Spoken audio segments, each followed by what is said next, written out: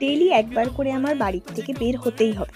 যদি আমি বাড়ি থেকে সারাদিনের মধ্যে একবারও না বের হই তাহলে আমার মনটা ভালো লাগে না। তখন মনে হয় বাইরে যাই, বাইরে যাই, যতই বৃষ্টি বাদল যাই এসে যায়। আর আজকে রবিবার, আমি ঘরে থাকবো এটা ইম্পসিবল। আমার সাথে থাকা মানুষগুলো আমার উপর বিরক্ত হয়ে যায় এই বাইরে যাওয়ার জন্য। যাই হোক, সেরকম একটা সামনাসামনি ঘোরার জায়গা এখানে নেই।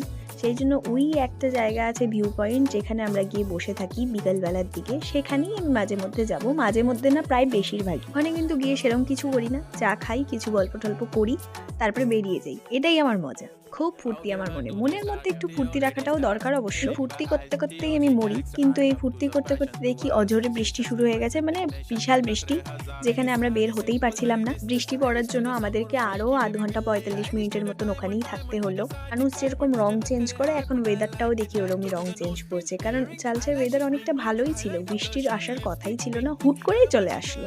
যাই হোক, কি করা যাবে। আমি জানি না কোথায় কোথায় এখন গরম পড়েছে, কিন্তু আমাদের এখানে এখনো গরমের পর্যন্ত নেই, কারণ এই বৃষ্টি পড়ার পরেই দেখি ঠান্ডা পড়ে গেছে, প্রায় সোয়েটার আমাদেরকে পরতেই হয় এখনো। যাই হোক, কিছুদিনই এই বৃষ্টির আর ঠান্ডার মজাটা নিয়েই নি। ও হ্যাঁ, বৃষ্টি কমার সাথে সাথেই আমি বেরিয়ে পড়েছি বাড়ি যাওয়ার জন্য। তো নেক্সট ব্লগে দেখা হচ্ছে, টাটা।